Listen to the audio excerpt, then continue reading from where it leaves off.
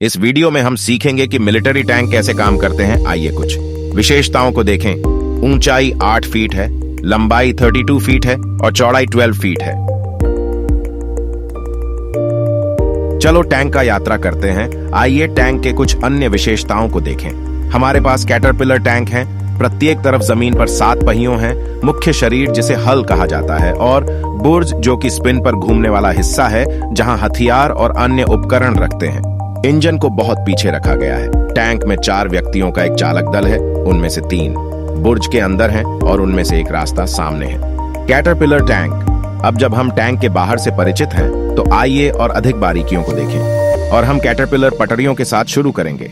इन्हें कभी कभी टैंक ट्रेड कहा जाता है। वे रबर पैड के साथ स्टील से बने होते हैं। टैंक के प्रत्येक तरफ 7 पहिए हैं।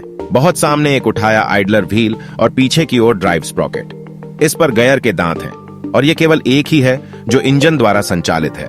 यह पूरे टैंक को साथ ले जाता है। अन्य पहिए स्वतंत्र रूप से स्पिन करते हैं। अधिकांश बाधाएं टैंक को पास करने के लिए किसी भी समस्या का सामना करती हैं।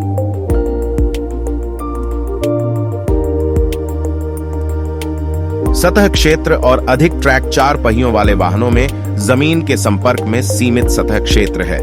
वे बहुत आसानी से फंस सकते हैं। यही कारण है कि पक्की सड़कों पर रहना उनके लिए अच्छा विचार है। दूसरी ओर टैंक में उस सभी वजन को विस्थापित करने के लिए एक बहुत बड़ा सतह क्षेत्र है। रास्ते में बाधाएं आम तौर पर कोई समस्या नहीं होती हैं। टैंक कुछ बहुत खड़ी पहाड़ियों पर भी चढ़ सकता है। अधिकांश समय यह अभी भी एक सामान्य सवारी टैंक के अंदर उन लोगों के लिए पटरियों की गति को बदलकर टैंक को चलाया जाता है। उदाहरण के लिए बाएं मुड़ने के लिए दाएं पटरियों को बाएं पटरियों की तुलना में तेजी से स्थानांतरित करने की आवश्यकता है। दुर्भाग्य से कैटरपिलर चेन टैंक के सबसे अधिक नाजुक हिस्से हैं। अच्छी खबर यह है कि टैंक आमतौर पर उपकरण और स्पेयर पार्ट्स वहन करता है ताकि टूटे हुए लिंक को बदला जा सके और टैंक फिर से चलते रह सकते हैं। इंजन टैंक के बिल्कुल पीछे है। मरम्मत के लिए पूरे इंजन को टैंक से बाहर उठाया जा सकता है। यह एक AGT 1500 इंजन है जो कई अलग अलग ईंधनों से चल सकता है, लेकिन ज्यादातर समय यह जेट ईंधन से चलता है। आपकी कार में आपको एक पिस्टन इंजन मिलता है जिसमें पिस्टन शाफ्ट को घुमाने के लिए ऊपर और नीचे चलते हैं, लेकिन टैंक में आपको एक टरबाइन इंजन मिलेगा। यह कुछ हद तक जेट इंजन की तरह काम करता है जो आपको हवाई जहाज में मिलेगा। हालांकि यह इंजन वास्तव में काफी शांत है, जो वास्तव में महत्वपूर्ण है ताकि आप टैंकों की स्थिति आसपास के दुश्मनों को न दें। इंजन बहुत गर्म हो जाता है, इसलिए ये दोनों तरफ की कूलिंग इकाइयां गर्मी को दूर करने में मदद करेंगी। निकास पीछे से निकलता है, अंदर चालक दल के साथ संचार कर सकता है। इन्हें सड़क के पहियों तक बेहतर पहुंच के लिए खंडों में खोला जा सकता है। सामने यहाँ हेडलाइट्स हैं और यहाँ नीचे 4 टो हुक हैं। याद रखें कि कई अलग अलग वेरिएंट हैं। टैंक की विशेषताएं थोड़ी अलग हो सकती हैं। और इस शीर्ष भाग को बुर्ज कहा जाता है। यह लगभग 9 सेकंड में चारों ओर घूम सकता है। यह मुख्य बंदूक है जो 120 मिलीमीटर की स्मूथ बोर तोप है। इसका मतलब है कि गोला बारूद 120 मिलीमीटर है और वह बोर या छेद भी ऐसा ही है जिससे वह गुजरती है। गोले लगभग 3500 मील प्रति घंटे की रफ्तार से बैरल से निकलते हैं। यह 2 मील दूर लक्ष्य को भेद सकती है। स्वचालित स्टेबलाइजर्स बंदूक को लक्ष्य पर लॉक रहने की अनुमति देते हैं, उबड़ खाबड़ इलाके में भी चलते हुए। इस तरह ड्राइवर को हर बार टैंक को फायर करने के लिए रोकना नहीं पड़ता। टैंक अपनी जगह पर भी घूम सकता है जबकि मुख्य बंदूक लक्ष्य पर लॉक रहती है। इसके ठीक बगल में छोटी समाक्षीय मशीन गन है। सबसे ऊपर आमतौर पर चलाने के लिए कम से कम एक और मशीन गन होती है। किनारों पर धुआं ग्रेनेड लॉन्चर हैं। टैंक के प्रत्येक तरफ एक है।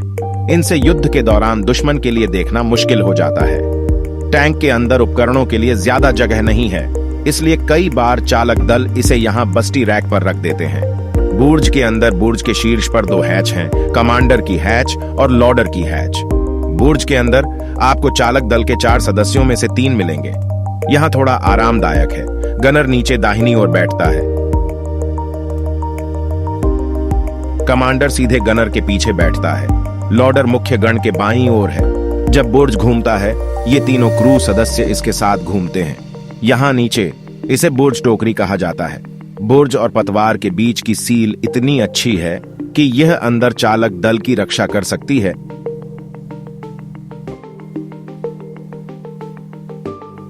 मैं आपको इस टैंक के बारे में दिखाना चाहता हूं। कमांडर टैंक के चारों ओर 360 डिग्री देख सकता है, देखने का दृष्टिकोण के माध्यम से। गोला बारूद मुख्य बंदूक के गोले बुर्ज के पीछे एक बड़े डिब्बे में रखे गए हैं। फिर लोडर एक प्रवेश द्वार खोल सकता है, एक शेल पकड़ता है और मुख्य बंदूक लोड करता है। युद्ध की स्थितियों के दौरान इसे शीघ्रता से किया जाना चाहिए। यदि कोई गोला बारूद जलता है, शीर्ष पर लगे पैनल कमजोर होते हैं जिन्हें उड़ाया जा सकता है ताकि विस्फोट अंदर जाने के बजाय ऊपर चला जाए। ड्राइवर सबसे आगे बैठता है। यहाँ ऊपर एक छत है जिस पर खोलकर अंदर जाया जा सकता है। यहाँ भी ऊपर ज्यादा जगह नहीं है, इसीलिए ड्राइवर को सीट पर वापस लेटना होगा। नियंत्रण यहाँ ऊपर है और 2 ब्रेक पैडल यहाँ नीचे हैं। टैंक में कोई गैस पेडल नहीं है। त्वरण और स्टीयरिंग के लिए बस 2 काले हैंडल बार का उपयोग करता है। ड्राइवर के पास पेरिस्कोप भी है जो उसे 120 डिग्री क्षेत्र का दृश्य देखने की अनुमति देता है। आमतौर पर ड्राइवर सामने हैच से प्रवेश करता है, लेकिन यदि आवश्यक हो तो ड्राइवर बुर्ज में चढ़ सकता है और फिर टोकरी में एक छोटे दरवाजे के माध्यम से और सीट पर चढ़ सकता है। भारत केवल एक ही नहीं है।